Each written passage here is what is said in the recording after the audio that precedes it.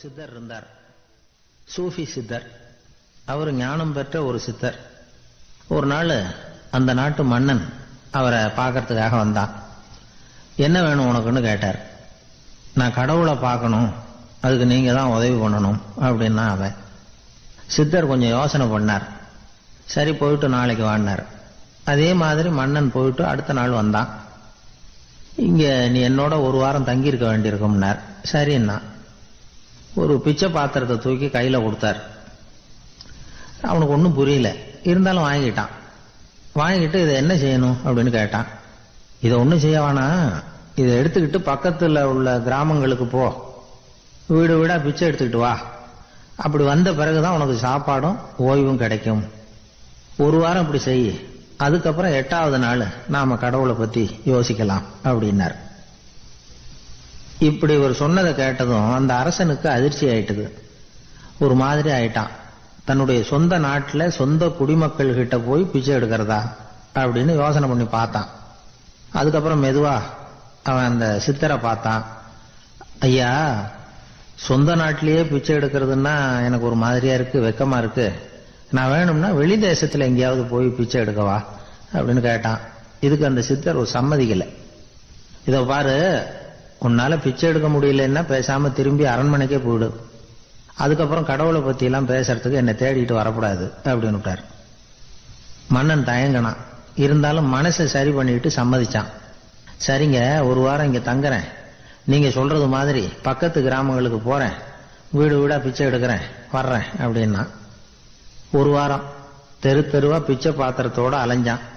சொந்த ஊர்ல சொந்த குடிமக்கள் கிட்ட பிச்சை எடுத்தான். 7 நாள் முடிஞ்சது. 8வது நாள் அந்த சித்தர் மன்னனை கூப்பிட்டார். இப்படி வாழ்னார். வந்தான். இனிமே நீ கடவுளை பத்தி என்கிட்ட கேட்கலாம்னார். இனிமே கேட்கறதுக்கு ஒண்ணுமே இல்லை சுவாமின்னா இவன். ஒரு வார காலம் பிச்சை எடுத்த பிறகுதான் கடவுளை காண முடியும் அப்படின்னு நான் கனவு கூட காணவில்லைன்னா. அப்படின்னா நீ பிச்சை எடுத்த காலத்துல அப்படி என்னதான் நடந்தது அப்படின்னு கேட்டார் அவரு.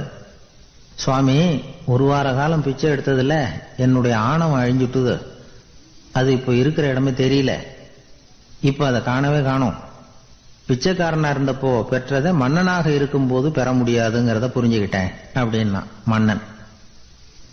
அடக்கம் பிறந்தவுடன் தெய்வீக கதவுகள் திறந்து கொள்ளுகின்றன அப்படிங்கிறார் ஓஷோ. நம்மால் ஒருத்தன் ஆணவம் அழியணுங்கிறதுக்காக ஒரு திருவோட்டை எடுத்துக்கிட்டு தெரு தெருவா பிச்சை எடுக்க ஆரம்பிச்சான். என்ன, தெய்வீக கதவுகள் திறந்துதா அப்படின்னு கேட்டார் ஒருத்தர். தெய்வீக கதவு திறக்கிறதுக்கு முன்னாடியே எங்க வீட்டு கதவு சாத்திக்கிட்டுதுன்னா. என்னடா சொல்றேன்னார். இனிமே வீட்டுக்குள்ளேயே வர வேணாம், இதையே தொழிலா வச்சுக்கோ அப்படின்னு எங்க வீட்டுல சொல்லிவிட்டாங்க சார். வகுப்பு நடந்துகிட்டு இருக்கு.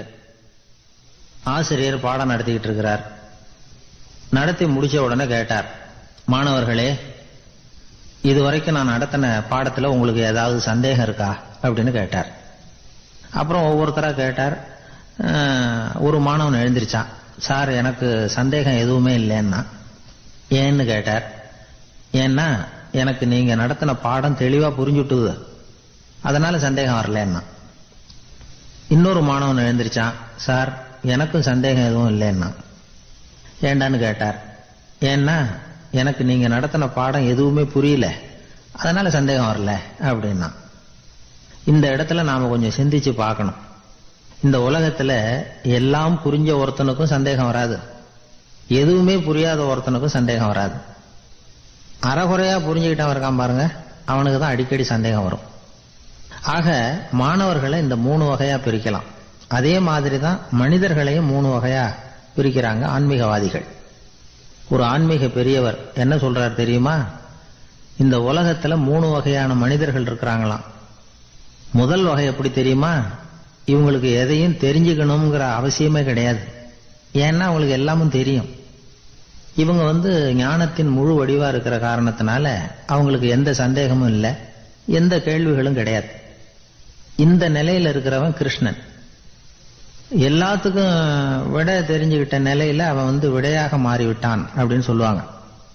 2வது நிலையில இருக்கிறவன் அர்ஜுனன். இவனுக்கு எப்ப பார்த்தாலும் கேள்விதான், சந்தேகம்தான். பதில் சொல்ல சொல்ல அவனுக்கு இருக்கிற சந்தேகமும் அதிகமாகிட்டே இருக்கும், குறையவே குறையாது.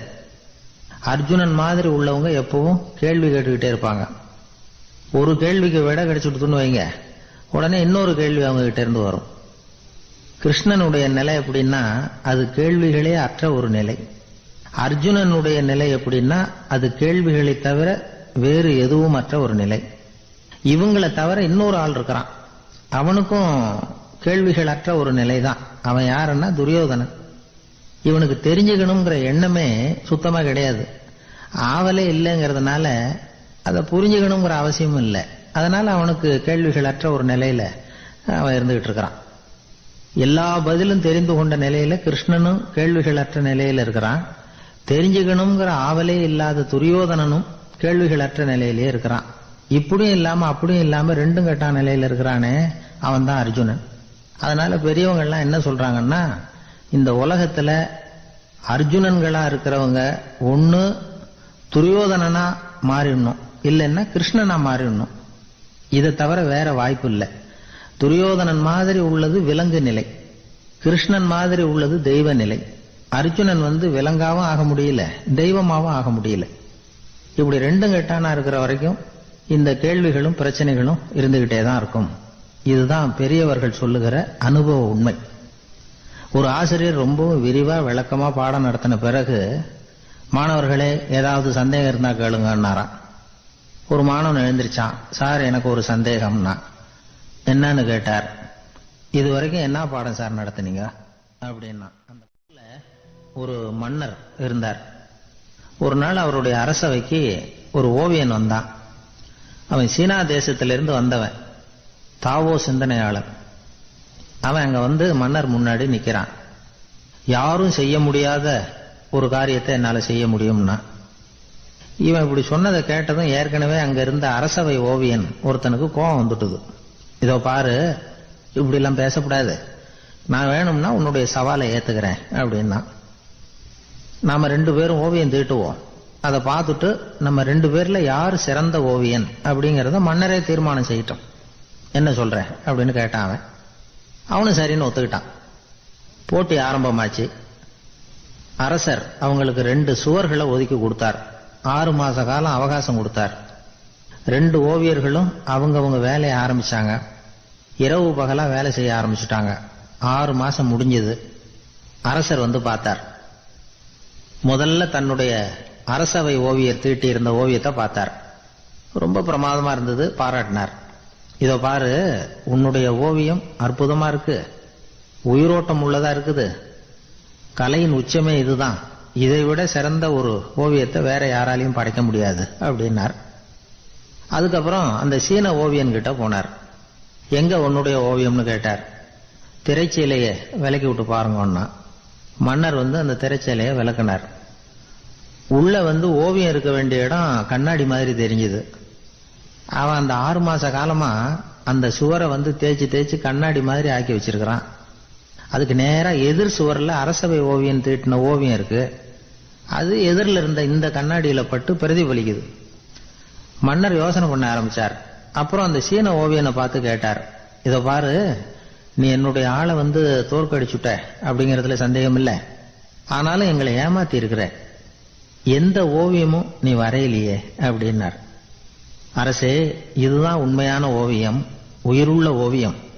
இது மனோபாவங்களை பிரதிபலிக்கும், மாறுகின்ற காலங்களை அப்படியே காட்டும் அப்படின்னா அந்த சீன ஓவியன். கையால வரைகிற ஓவியங்கள்ல சலனம் இல்லை, கண்ணாடி அப்படி கிடையாது. சக்தியின் ஓட்டம் அதுல எப்பவும் இருந்துகிட்டே இருக்கும்.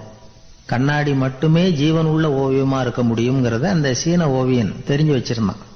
ஏன்னா அவன் ஒரு தாவோ சிந்தனையாளன். ஒவ்வொரு குழந்தையும் இந்த கண்ணாடியோட தான் பிறக்குது. ஆனா நாம என்ன செய்யறோம்னா ஓவியங்களை கண்ணாடி மீது பதிப்பிச்சு விடுறோம். கண்ணாடி நம்மளை பிரதிபலிக்குது. நம்முடைய அழகோ அவலட்சணமோ கண்ணாடியை பாதிக்கிறது இல்லை. ஏன்னா அதுக்கு மனம் கிடையாது. கடந்து போன வினாடியை பத்தி அது சிந்திக்கிறது இல்லை. அடுத்த கணத்தை பத்தின எதிர்பார்ப்பும் அதுகிட்ட கிடையாது. அதுதான் பற்றற்ற நிலை. மனிதனுக்கு தேவைப்படுறது அதுதான். கண்ணாடி கிட்ட இருந்து நாம கற்றுக்கொள்ள வேண்டிய பாடம் இது. வாழ்க்கையில மனிதர்களை நேசிக்கலாம், உலகின் அழகையெல்லாம் பிரதிபலிக்கலாம், ஆனா எதையும் பற்றி கொண்டு விடக்கூடாது அப்படிங்கிறது பெரியவர்கள் அறிவுரை. துயரம்ங்கிறது பற்றுக்களின் சாயை. கண்ணாடி முன்னாடி நிக்கிறப்போவெல்லாம் நமக்கு இந்த ஞாபகம் வரணுமா. ஒரு குடும்ப தலைவர் ஒரு நாள் காலையில விடிஞ்சு எழுந்திரிச்சதும் சத்தம் போட்டார்.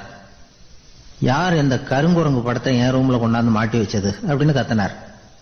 சமையல் கட்டில இருந்து மனைவி பதில் சொன்னாங்க, தூக்க கலக்கத்துல உளராதீங்க, நல்லா பாருங்க, அது படம் கிடையாது, முகம் பார்க்கிற கண்ணாடி அப்படின்னாங்க.